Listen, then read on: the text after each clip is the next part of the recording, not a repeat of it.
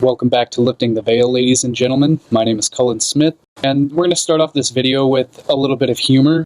We're going to drop in really, really deep into some extraordinary original discoveries that I've put together for this recent video, and it wasn't supposed to turn out like this, but it ended up, I followed the thread, and it ended up being very, very profound. So we're going to see some really incredible things throughout this video. So I hope you guys stick with me and enjoy.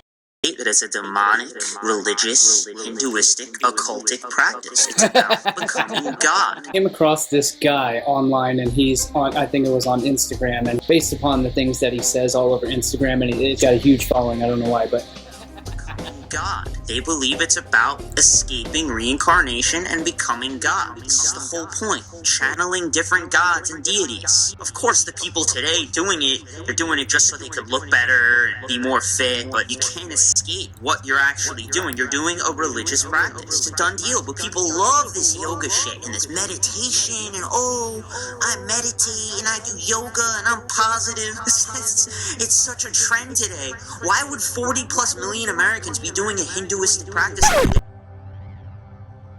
You have to ask yourself this. he goes by the name of Tit, T-I-T, and what I found hilarious is that he looks and sounds, and I mean the nose, the lips, his entire, he literally looks exactly like Dr. Joe Dispenza. Only the funny thing is about it is they are literally these polar opposite embodiments of basically the same morphology, the same physical mannerisms and everything. I mean, the way they speak to the way they look, it's identical, pretty much. It's like a bizarro world kind of counter, dark twin type thing. They believe it's about escaping reincarnation. And the funny thing is this guy says the exact, has the exact opposite. It's like the incompetent twin incarnation of Dr. Joe Dispenza, who is, just like doing this profound work, like just doing it. It has done it within himself, and is doing it and proving it with his, with his workshops. Why are you doing this to me? To show you just how much you don't know. Open your eyes.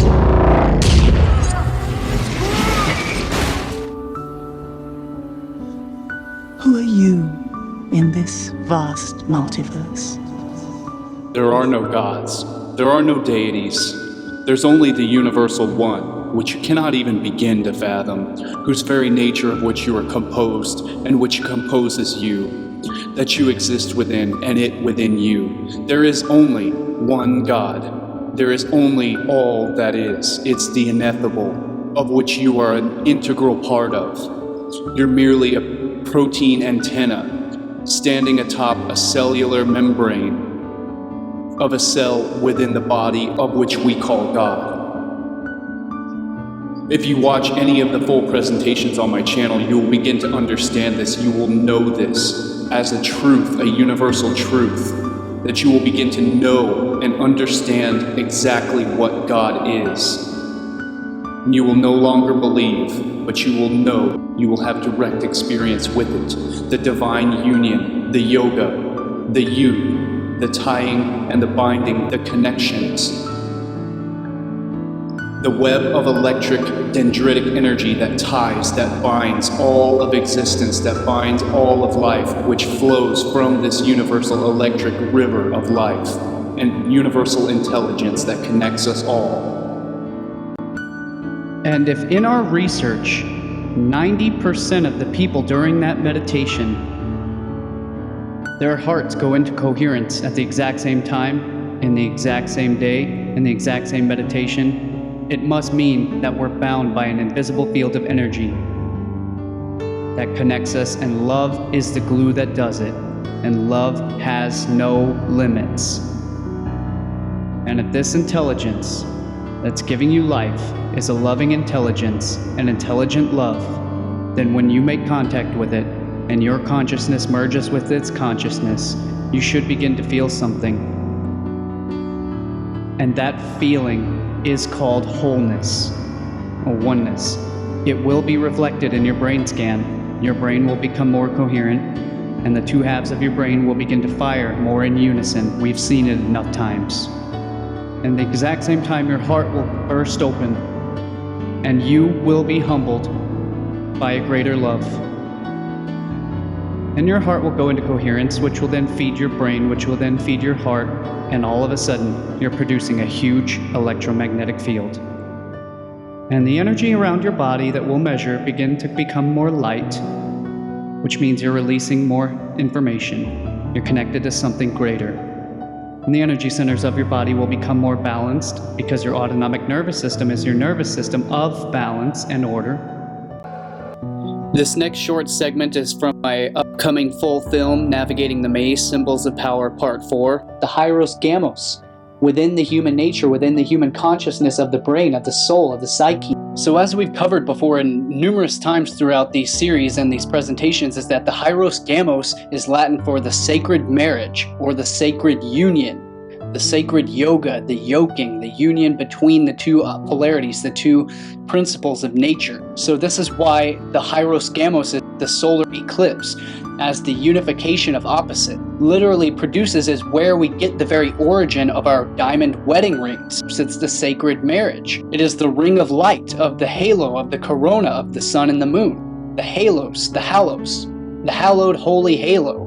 And so this is why the unification of these two opposite spheres, is what I just showed you in the pro-nuclear fusion, which is the unification, the Hieros Gamos of each gamete, which is the game of love, the game of marriage, because game etymologically comes from joy, enlivenment, communion, meaning merriment, the sport, joy, mirth, pastime, game, amusement, pleasure, joy, amusement, fun, from the Proto-Indo-European root of men, to think or to have in mind. So this is why it's called the game of love.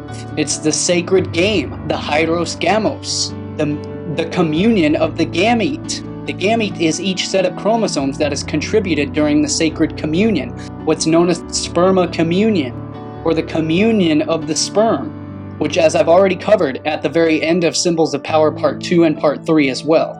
So we're not going to go into that again. But that is basically the crux of all of my work, that it basically revolves around, is the Hieros Gamos and the sperma communion.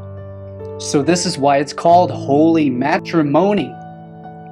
The root word of moni, of mon, of the moon, which is why we have our honeymoon, which is the joy. It's the period of excitement, the merriment. And this is the origin of where we get our modern wedding ceremonies, which comes from pagan hand fasting. It's the sacred marriage, the sacred yoga, the union, the yoking of the two, being bound together as one, like when they are becoming unified, working in unison, joining together as one. And it doesn't mean just two, it can mean, in infinite number, joined together, to bind, bound by the hand. These couple short segments are actually from my full Symbols of Power film series, so that's why they're somewhat out of context, as well as not really fitting with the full context of this presentation. But I wanted to include it because I've already done this work in showing what the true meanings of the yoga and the union and the true enlightenment of consciousness and the unification and becoming one with God and the universal consciousness, what it actually means.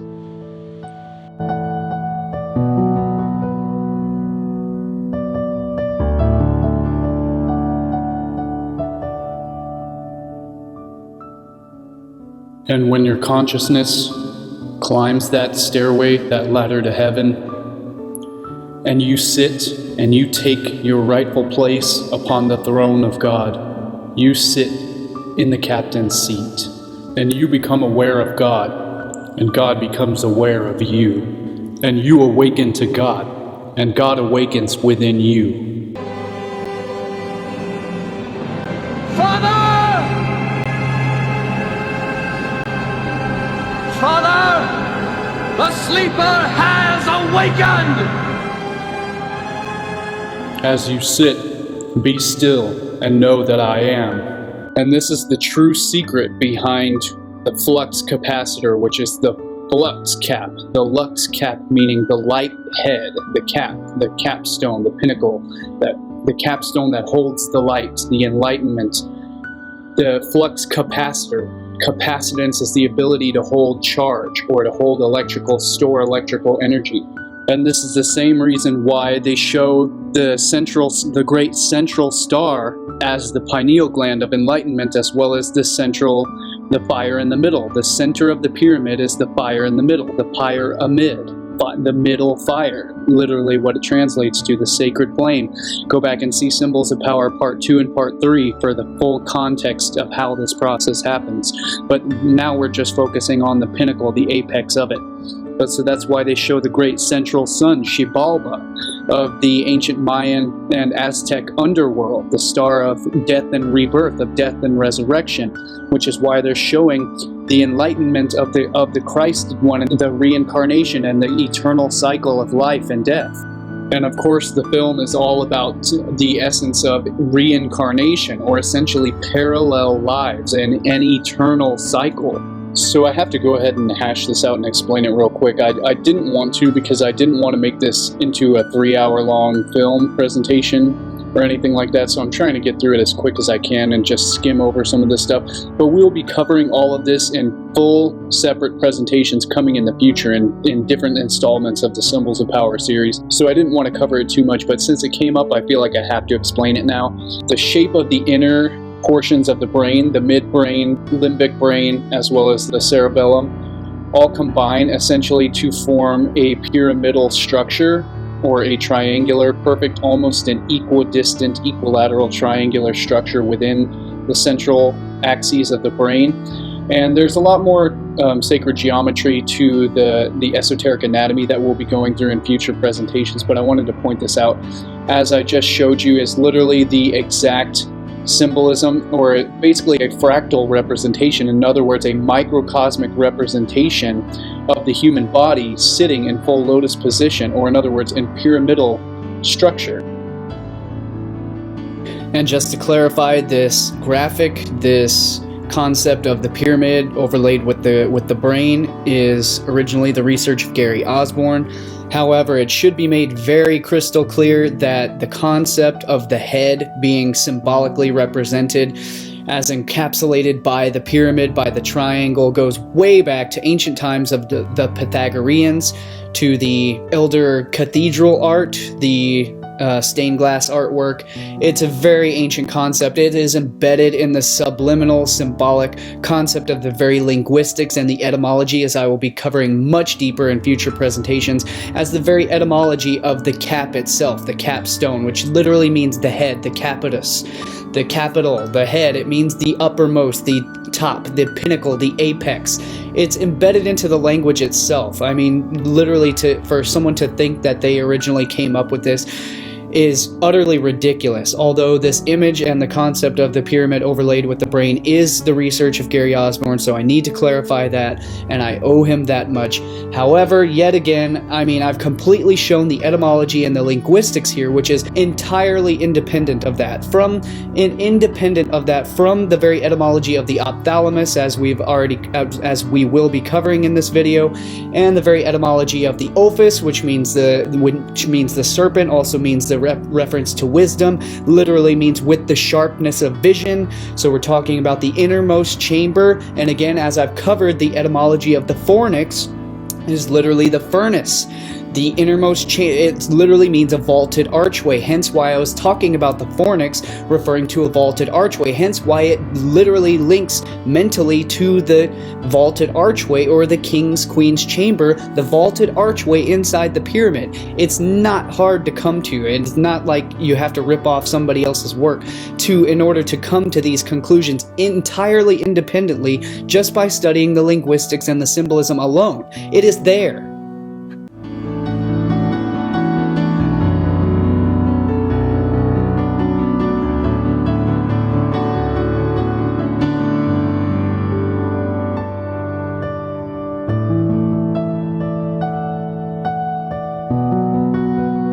The Hebrew Kabbalistic tree of life, and it represents the three sephiro, or the three spheres of Keter, Bina, and Chokmah, which are essentially the Holy Trinity of the absolute crown, the absolute capstone, or the pinnacle of the Adam Kadmon on the Kabbalistic tree of life, which represents the spheres of the heavens, the Holy Trinity, the Most High. which emanates forth from the ineffable of the Ein Sof.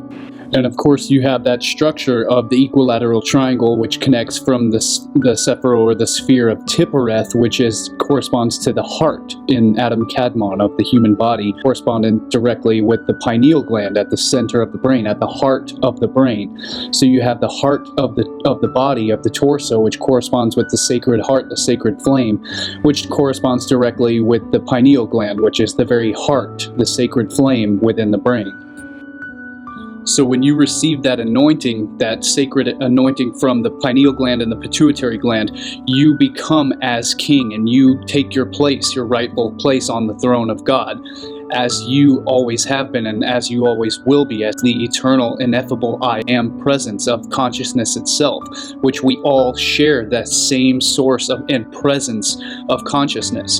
And so that is when you are Christed, or you are anointed. I'm not going to cover this because we'll be going much more thoroughly in depth in future presentations. So I'm just going to mention that. We're not going to cover that here. And you receive your coronation. You take the crown, you take the throne as you reach the Most High. And so you receive the holy halo of the halos of the sun, and your own coronation of your corona, of your halo, which we will cover much more in depth, so we'll leave it at that. And of course, the tree of life is obviously as well as correspondent to the spheres and cubes of creation. Again, the cubic wave fields, the cubic waveforms, which formulate a 64 tetrahedron grid, which composes the vector equilibrium, or in sacred geometry also known as the cube octahedron, which is a 12-sided form, which is also exactly the truth of what the human brain actually comes from.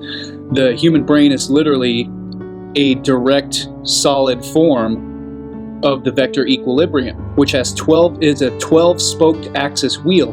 And so of course the human brain has 6 axes, which we can view from the inferior view of the brain from underneath, as well as from the anterior portion of the brain, which is from in front, or the posterior, or in back. So it's seen from both axes. So in other words, each 6 axes of the brain combined form a 12-axis spoked wheel, which is correspondent to the 12-spoked wheel of the zodiacal year, which corresponds macrocosmically to the macrocosmos, astrologically, astronomically, which corresponds astrophysiologically to the human body.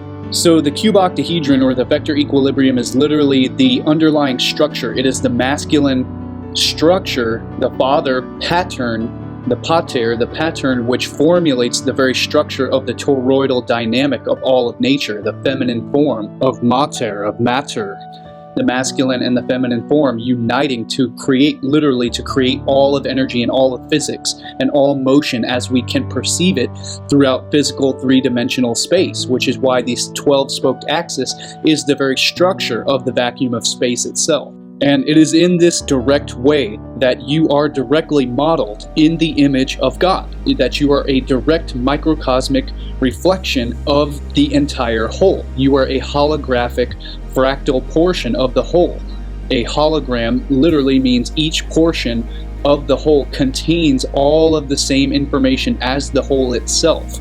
So in other words, it is holos, it is whole, it is holy, it is holistic. So it is in this way that the ancients and the ancient philosophers used to always say that man is the measure of the universe, as Protagoras of Abdera had said, that man is the measure. Essentially, it is the human body is a measuring stick that we can use to reverse engineer the entire structure of the physics of space itself. Again, God is literally just a large version of the human body, or just a larger superorganism in and of itself, which we compose cellular structures inside of that macrocosmic body in tetrahedral structure of the central axes of the brain, which run in a 6-axis pattern across the brain. So there are seemingly literally infinite ways from the previous film series in which I've demonstrated duality, or the polarity, the union of opposites, the divine yoga, the sacred union, the sacred marriage, between the masculine and the feminine polarities, or the two dual opposites of the human anatomy, let alone just the human brain and the skull itself. But again, here we are looking, again, it's the 6 axes of the human brain, which are the 6 axes of spatial navigation, of which the central hub, the central point, the 0 point, is the very, what's known as the optic chiasma, or the crux, essentially. It's the cross. When we're looking at the cranial floor, we notice the dual hyperboloid structure of the electromagnetic field of the torus dynamic. We notice the perfect balance between the masculine and the feminine, or in other words, frontal lobe and the rear, the posterior lobes of the cerebellum are perfectly balanced.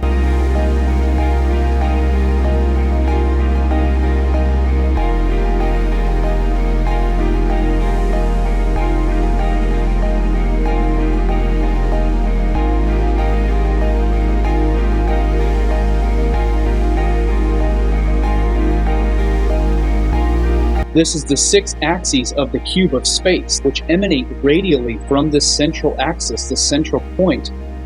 And again, I was mentioning how you sit upon the throne of God, and I know you guys probably think this is just chasing pareidolia, or that it's just a case of my own apophenia, or in other words, me looking for patterns where they don't actually exist. But I can prove all of these things from infinite ways, and we will be going much deeper in future presentations. I just wanted to sort of just skim over I just wanted to show it visually, but when I show it visually, I can't help but give the full download and explanation of it all. So again, we are noticing how you sit upon the throne of God at the Most High, the pinnacle, at the top of the mountain, or within the cave, entering into the fornix, into the third ventricle of the brain, which sits directly in the center of the brain. And so again, you're sitting lotus, full lotus, within your own self, within your own brain. Your true self sits within, at the very center, and it's at the very center of that pyramid is the pineal gland. Literally sits at the exact midpoint, the fire in the middle, the ignition point at the very center of that pyramidal structure within the brain. Open your eyes. Time Stone, and we see Strange use it throughout Multiverse of Madness. When Doctor Strange uses the Eye of Agamotto in the comics, a third eye usually appears on his forehead, just like the third eye seen in Multiverse of Madness. You can make the argument that Sinister Strange's third eye was more about Darkhold corruption, but when it comes to the main MCU Stephen Strange, this is a sign he's powering up. Where it sits directly between the diencephalon in the cave, or underneath the fornix in the third ventricle, which is that hollow opening at the top of the mountain, at the top of the apex of the holy pillar of the pyramid. And so again, you are literally sitting on the throne of God, which I will be going much deeper into this in future presentations, but literally sits upon this bone here, which is atop the sphenoid bone, called the sella turcica, which literally means is Latin for the Turkish saddle, or the Turkish seat. It is literally the mercy seat of the Most High, of the Holy of Holies within the Temple of Solomon. It is literally the seat of God. It is the throne. It is the chariot of God, and we will be exploring that in so much more depth in future presentations. I don't want to give it all away yet. Other bones become more visible only when looking inside the skull. The sphenoid bone makes up the anterior base of the cranium. It is a butterfly-shaped bone with a central body and 2 pair of laterally projecting wings. These wings form portions of the orbit. The body of the sphenoid features a depression known as the sella turcica, which houses the pituitary gland. Located between the orbits, the ethmoid bone makes up a portion of the cranial floor and also the roof of the nasal cavity. An inferior projection, the perpendicular plate of the ethmoid bone, forms part of the nasal septum. The crista galli projects superiorly from the ethmoid bone and serves as the attachment point for the falx cerebri, a dural fold. Extending laterally from the crista galli is the cribriform plate, a perforated area through which the olfactory nerves pass. The 2 L-shaped palatine bones form the posterior third of the hard palate, part of the nasal cavity, and a portion of the orbit. The small, thin lacrimal bones make up the anterior portion of the medial wall of each orbit. A groove known as the lacrimal groove helps to form the nasolacrimal canal, which contains a duct that allows tears to travel to the nasal cavity. The vomer is an elongated, plow-shaped bone that forms the inferior and posterior part of the nasal septum.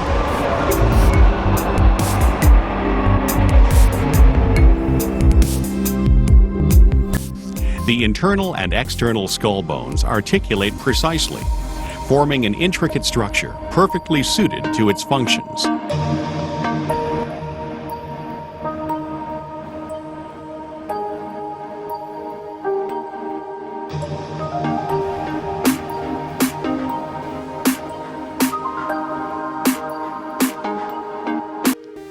So now we're going to have to come full circle back to the Symbols of Power Part 2, Part 1, and the Part 3 films, where all of which I covered the previous esoteric anatomy regarding the conquering or the taming or the subduing of the serpent, and the serpent energy and the kundalini energy and the human physiology of overcoming the lower basal nature, which is serpentine at its essence, and how the human physiology itself is serpentine, is capitulate of a serpentine nature from the serpentine spinal column of all vertebrates to the central nervous system, including how I've discovered that sphenoid bone in the spinal column itself is reminiscent of the dragon within, as well as the inner dragon of the cerebrospinal fluid system, how the central cerebrospinal canal resembles what I like to think of as a water dragon, in other words, a water serpent, a sea serpent, which leads us to the hero's journey of all mythology, revolves entirely around taming or how to train your dragon. So in some mythologies and legend, it refers to slaying or conquering the dragon, when the truth is the dragon represents our most powerful primal essence, our most powerful subconscious nature, which needs to be harnessed and utilized, as depicted in Game of Thrones, the mother of dragons, the dragon mother.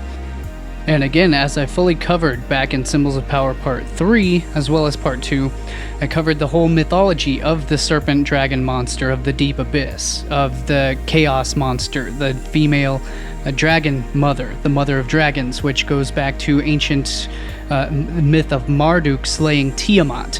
And Tiamat was the chaos serpent monster of the deep abyss, which is exactly what they're depicting in Aquaman, just a rehash and retelling of Neptune, Marduk, conquering Tiamat, of the mother of the abysmal chaos, and he slays her, and he's wielding the weapon of the Vajra, or the lightning bolt of the gods, in other words, the Sai. It's a three-pronged weapon, which then became the Hindu Trishula of Shiva, who is also tames or conquers the serpent, the lower nature, and who also wields the trident, which I call it the Sident, because the Sident comes from the ancient Greek letter psi, which literally means a form of psychic energy, which is why Aquaman wields the trident of King Atlan, and when he becomes the king and he takes the throne, his rightful place upon the throne,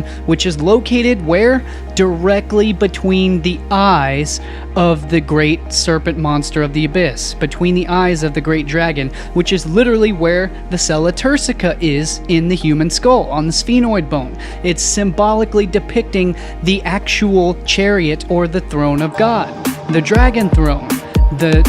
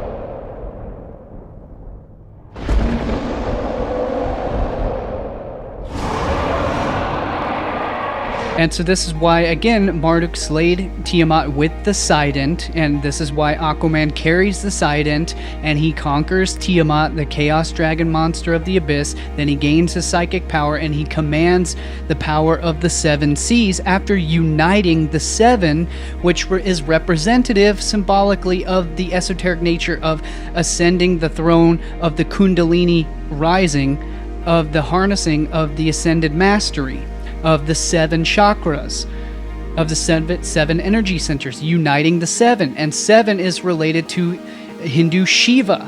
Shiva is the Lord of Seven. In Hebrew, it's known as Shivan, or sitting Shiva. And so again, Shiva is the Lord is the Lord of chaos. He is the controller of the chaotic nature, and this is symbolized by wrapping the serpent around his neck. And this is exactly why in Game of Thrones, the king, the true king, ascends to the true heir to the throne, ascends to the throne by slaying the Chaos Dragon Queen, the chaos monster of evil of the chaos of the abyss. And then what does he slay her with? He slays her with the Trident, with the Sai, the three-pronged weapon, and nobody has any clue of the symbolism that was here. It's all here. The dragon throne, the true heir, the true king, the true heir to the throne, slaying the dragon monster of the abysmal chaos. It's all here. I've decoded the whole thing. It's perfect. And this is exactly why the trident or the Trident is symbolic of the human brain, as well as it's in Hinduism, it's known as the Ida, Pingala, and Sushumna, the Holy Trinity united of the central nervous system. And I've discovered how Aquaman's trident is literally exactly the same representation of the human brain, central nervous system, and the spinal column, complete with the little sacrum at the very base of the trident or the Trident. And this is why they symbolically depict him holding the Trident directly over his face, where the Psi is presented in the brain. And as he emits his psychic power over and commands over the seven waters, the seven seas.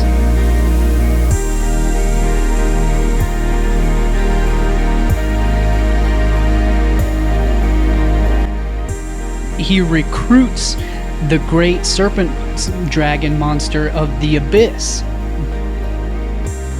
to do his bidding, because he conquers the lower nature and utilizes his psychic potential, riding on the dragon throne.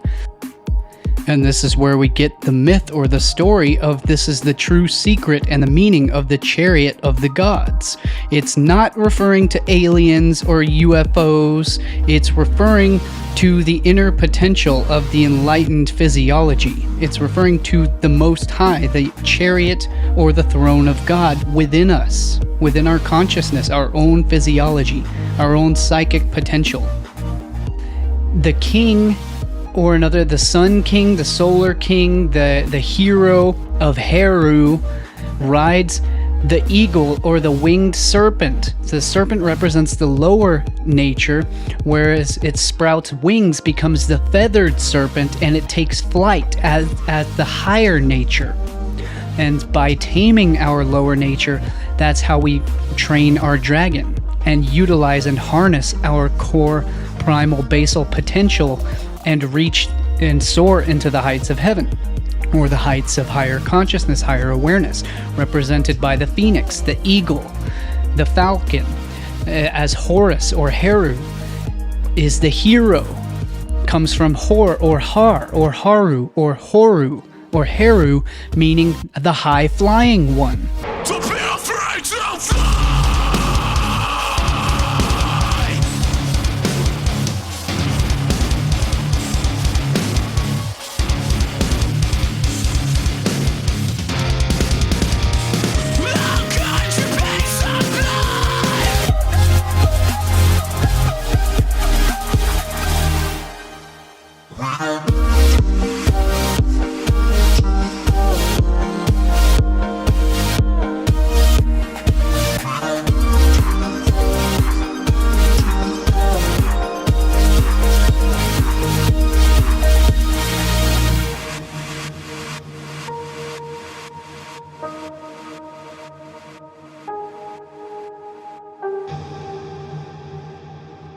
But so this is the exact center point of where the 6-axis comes to a crux, comes to a head, is directly at that central axis, directly upon the seat, the Sella Turcica, the throne of God, which is where the pituitary gland sits. The pituitary gland literally rests upon the Turkish saddle, upon the Sella Turcica.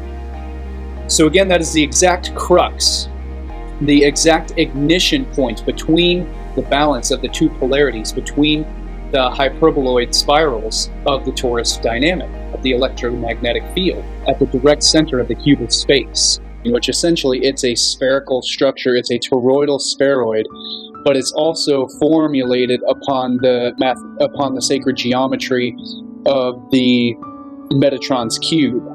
So it's essentially the essence of squaring the circle, or in other words, cubic wave fields of creation, spheres and cubes of creation, the two sacred geometrical forms that create every structure in physical form. And I also want to point out here while we're on this, that this is exactly the same homologous nature of the peace symbol of the lobes of the human brain, the 2 lobes of the cerebrum, the temporal lobes on the side, angling down at the perfect exact structure as the peace symbol, directly bilaterally symmetrically dissected by the middle axis. The 6-axis, the cube of space, is how we navigate spatially. And the reason for this is that every creation story initiates from a singular point of emanation, from cosmic void to the singular cavitation which produces emanations of energy, of light. Is the masculine ray of light, of Ra, emanating forth from the cosmic void of Nuit. And the 6 axes are the up, down, left, right, and orthogonal.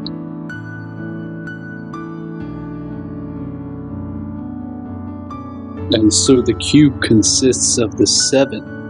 It consists of the 6 radial axes, and then it consists of the 7th central hub. And in the Pythagorean teachings of ancient Greece, this was known as the Pythagorean cube 7. From this comes the great occult axiom: the center is the father of the directions, the dimensions, and the distances. This cube again represents 6 points with the man in the middle. The ancient Greeks also taught that souls come to the Earth and return to the Milky Way via 7 planetary spheres, those being Saturn, Jupiter, Mars, the Sun, Venus, Mercury, and the Moon, known as the wandering stars. And the image of the 7 planetary spheres overlaid on the Pythagorean cube 7, we see the stars and signs of the zodiac at the top, Saturn through Mercury down the back of the chair, the moon in the sky, and the earth in his hands. The logic of this order doesn't appear to make sense until you look at an image which shows the spheres mapped onto the 7 points, the hexagram. Note how the sun, symbolized by the circle dot, in other words known as the circumpunct, and that's a subject for a whole other presentation on its own, is at the center of the diagram, and how the planets are divided with the outer ones being above the sun. In Revelation, we find that we read, "I saw 7 golden candlesticks, and in the midst of the 7 candlesticks, one like unto the Son of Man," which is the sun of our solar system, the Son of Man. "And in his right hand 7 stars," in other words, the 7 wandering stars. "And his countenance was as the sun shineth in his strength." And we find this mirrored in the religion of Judah of the menorah. The 7 candlesticks used for the Hebrew Festival of Lights appears to represent the 7 ancient planetary wandering stars, or the planetary spheres, as do the 7 stars in Revelation. Hence the 7 days of creation and the 7 days of the week related as well, corresponding to the 7 chakra or energy centers of the body, corresponding to the 7 candles at the throne of God.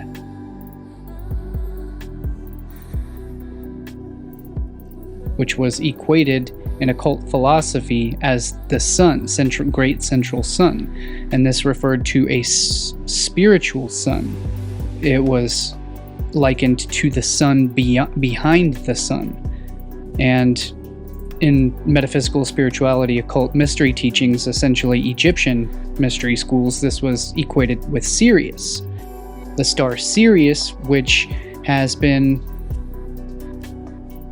believed to be in a binary system with our sun, with our solar system. And so hence Sirius, which was equated with both Isis and mainly with Isis, but also equated to Osiris for the reason that Sirius was located was the brightest star of the constellation Canis Major, or the major greater dog, which was the dog constellation that follows Orion in the sky. So in other words, it's the little dog that follows the Fool on the Fool tarot card. This is also Toto, who follows Dorothy around. This is Anubis, who the servant to Osiris. So in other words, Sirius was again the consort of Osiris. So that's how Sirius was related to Osiris. But again, so Sirius was believed to this day and for good reason, very likely, to be in a binary system with our solar system.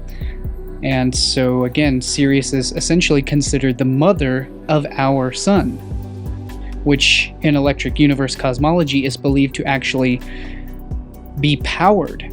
Our sun is believed to be powered directly from Sirius, connected through electric Birkeland currents, or in other words, massive electric cosmic filaments, which are the webs that we see when viewed from with an infrared radiation telescope, or in other words, from the James Webb Deep Space Telescope, and other images of the entire universal structure, where we see it's just like a neural network of neurons in the brain.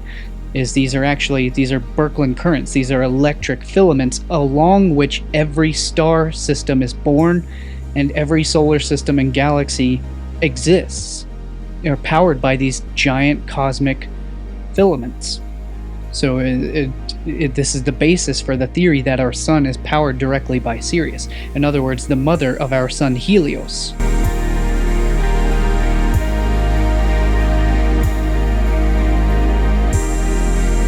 The seventh central hub is the 0 point, the point of initiation, the ignition point, which corresponds to the pineal gland, exactly at the corner, or the central point between all the axes of the brain, of the cubic field of the brain.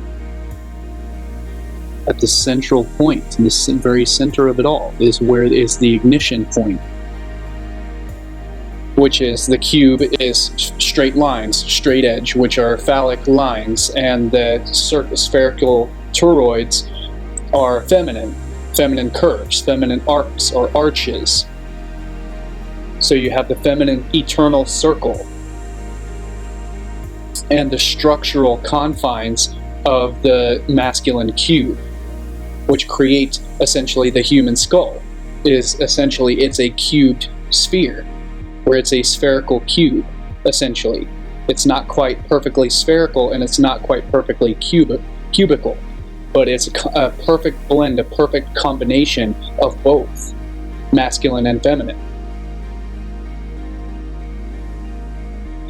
And so as I was showing, within the central structure of the human six axes, the human axes of the sacred geometry of the brain, at the very center point, we find the pineal gland buried deep within the center structure of the third ventricle.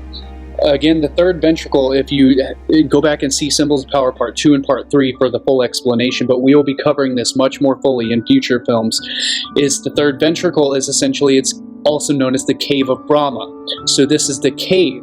It is the cave at the top of the mountain. It is remember we were talking in the last films about the fornix.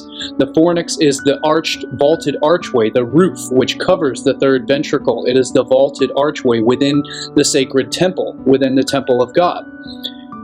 And so it is that cave at the top of the mountain. It is that hollow void at the top of the mountain where you climb the steps, you climb the ladder to heaven, and you enter and you sit in the sacred cave, where you must offer where you must become a sacrifice, where sacrifice is demanded, and you must offer your sacrifice. You sacrifice yourself, you sacrifice the ego, and you have to die to oneself in order to be reborn to a higher consciousness, to a higher understanding, to a higher nature, to a higher wisdom, to a higher power. So you must enter the cave and sacrifice yourself to become reborn and to become resurrected, to become Christed, to become anointed at the Most High, at the pinnacle of the apex of enlightenment.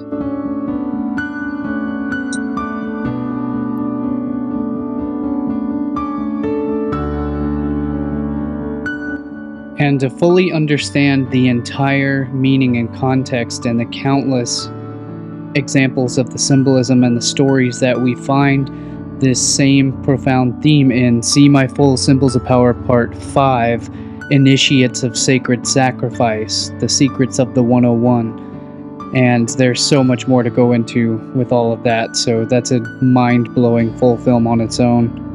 It's not on my new channel, but it's on my old channel that was deleted, so I've got the archives.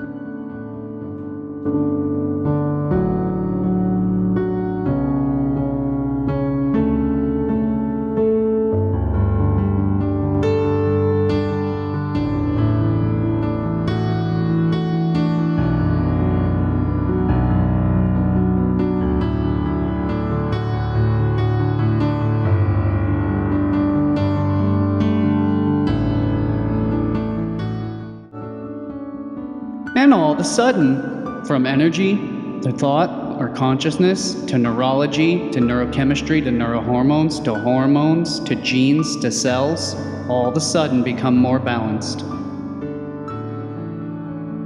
And you should feel a greater sense of well-being within you and all around you. And you should be able to see a whole new landscape. And those people who worked on opening that center, we measured their immune response. We measured what happened when they were able to sustain a coherent heart for just 10 minutes a few times a day during an event like this. Their immune system got significantly stronger. The chemical called immunoglobulin A, a protein that's made by many different genes, upregulated and began to heal the body. And people's stress hormones, cortisol levels went down. They downregulated. It switched off the gene for stress.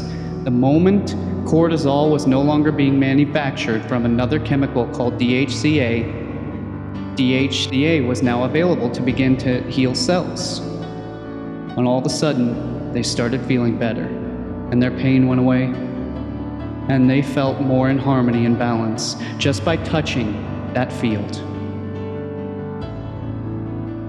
So, we will open hearts, and I want you to take a chance and go for it. Because if you can't do it, I'm going to ask you, what emotion would you rather feel that you're feeling now? So then, we will bless every energy center in your body, and I will refresh your memory on how to do that. And while you're doing it, and you'll rest your attention in each one of those centers of information in the space around them to create coherent individual brains in which each one of these centers. And thank you guys so much for taking the time to watch this video and sticking with me through the end. I really appreciate it. Like I said, this video ended up being a lot longer than I had originally intended, and I originally intended it to just be something pretty humorous. But I decided to go ahead and, really drop in, really dig deep, and pull out the best of some of the knowledge that I've been sitting on for a little while, and some of the really profound original discoveries that I've just made in the process of making this video. So I decided to, really dig deep and and stick it out and really provide you guys with something truly incredible, truly monumental, that will hopefully be life-changing and that will hopefully contribute to the vast body of human knowledge on this planet. Despite how much time and effort and work it really goes into producing a lot of the digital graphics and the animations to be able to visually demonstrate some of the concepts that I'm talking about and some of the original discoveries that I've shown in this video here today, the best way that you guys can help support me in that work is it takes an extreme amount of time to be able to go ahead and produce a lot of those visuals for each one of these slides and each one of these scenes. If you want to help support my channel and help support this work, the best way to do that is to like, subscribe, share this content around with your friends and family on social media. Social media is really cracking down on my content lately, so it's really making it hard to continue sharing this work. Hello everyone, my name is Cullen Smith. I'm a published author. Today I would like to introduce you all to my brand new published book, The Hive Mind Invasion of Civilization, a compendium of esoteric science, symbolism, and universal secrets. If you'd like to purchase this book, you can head over to my brand new website that I've set up. It's still very bare bones. There's a lot of work I need to do on the site, but for now it's got the basic things that I need on there until I upload all of my content. You can sign up for the newsletter to receive email updates on all of my posts as I begin to populate the site with all of my archives of articles, books, videos, and films and courses and all of that good stuff. So you'll get notifications as I begin to populate the website with all of my content on it. So that's a good reason to sign up right now, even though there's no content on it yet. But you can pick up my books there. I've got my Hive Mind book. I've also got a couple other titles to help expand and explore your own creativity and things of that nature. So these make great gifts for any friends, beloved family, any loved ones. So these are great gifts that you can pick up and also support Lifting the Veil and the work that I do in the process. So feel free and head on over to my brand new website, liftingtheveil.tv, and I will see all of you there. All right, have a great day. Thank you. My name is Cullen Smith. This is Lifting the Veil. You can find all of my full books, presentations, videos, films, articles, posts at subscribestar.com/liftingtheveil. Patreon has suspended this work and my account and income stream for this content. So if you are a supporting patron, then please I ask you to move your support over to subscribestar.com/liftingtheveil. And I have just established a completely free, uncensored, totally free speech social media platform that replaces Facebook, Twitter, YouTube, every other platform all in one on liftingtheveil.locals.com. You can download the Locals app and you can join our group and have totally free speech and totally uncensored, unrestricted content access. And there is also a ton of exclusive content, and I will leave the cited reference links in the description down below. And leave me your comments. I definitely want to know what you have to share and what you have to think about all of this stuff, and I will see you in the next video.